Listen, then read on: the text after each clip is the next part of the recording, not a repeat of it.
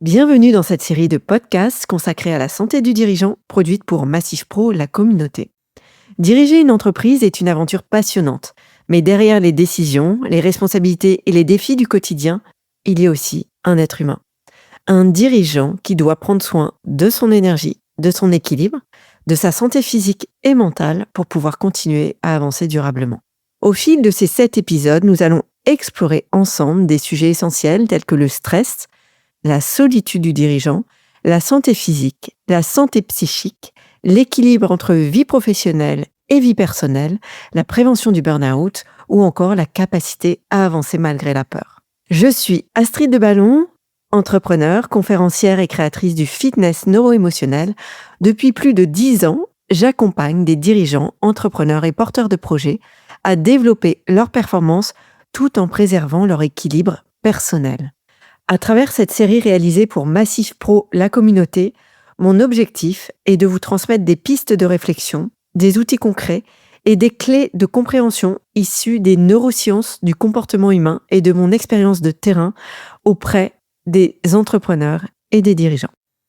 Dans cet épisode, nous allons voir comment avancer malgré la peur et développer la confiance nécessaire pour relever de nouveaux défis.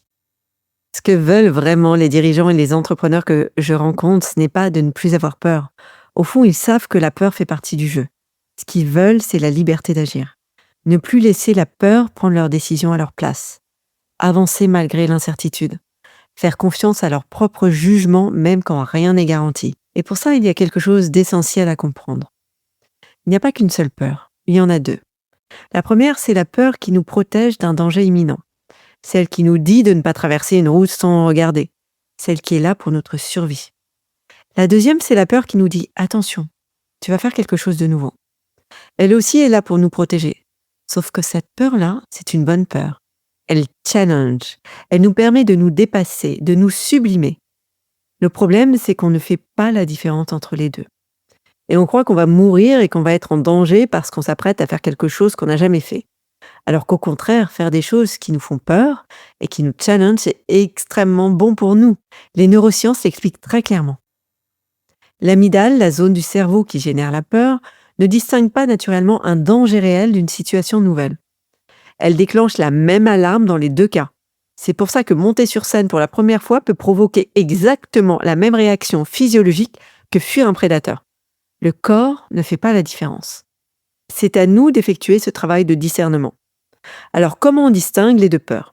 En se posant une question très simple. Est-ce que je vais mourir? Est-ce que c'est physiquement dangereux pour moi de faire ça? Si la réponse est non, c'est une peur de croissance. Et on peut y aller. Prenons l'exemple de la prise de parole en public. Beaucoup de dirigeants délèguent systématiquement à leurs associés, leurs collaborateurs, leurs assistants toutes les prises de parole. C'est de la fuite, parce qu'on ne va pas mourir de parler en public. Ce qui se passe en réalité, c'est qu'on est tellement dépendant du regard de l'autre qu'on a l'impression qu'on ne survivra pas si quelqu'un trouve notre pitch nul. Mais la problématique n'est pas là. La problématique, c'est un manque d'estime et de confiance en soi. Et ça se travaille. On ne peut d'ailleurs pas avoir confiance en soi si on ne fait jamais des choses qui nous challengent. La fierté naît uniquement des moments où on a fait quelque chose qui nous challengeait, qui nous faisait un petit peu peur. Et plus on va s'entraîner à se challenger, plus on sera fier de soi, plus on aura d'estime pour soi, et plus notre muscle de la confiance sera performant. C'est exactement ce qu'on fait en fitness neuro-émotionnel. En se remusclant à la confiance, à l'estime de soi de manière consciente et volontaire, et ensuite, on s'oblige à faire des choses qui nous challengent. Pas des choses qui font rentrer en zone de panique, il y a un curseur, mais des petites choses qui nous challengent un peu tous les jours, pour devenir musclés à l'adaptation dans des situations inconnues. Et ça, c'est une force et une puissance énorme pour un dirigeant. Parce qu'un dirigeant qui sait faire la différence entre la peur qui protège et la peur qui nous fait grandir, un dirigeant qui avance malgré l'inconfort, qui se muscle chaque jour un peu plus à l'inconnu, celui-là ne subit plus ses peurs, il les traverse. Et le bonus, quand on apprend à faire cela, c'est qu'on déploie son charisme à un tout autre niveau, et cela a un réel impact sur notre épanouissement et sur nos résultats business.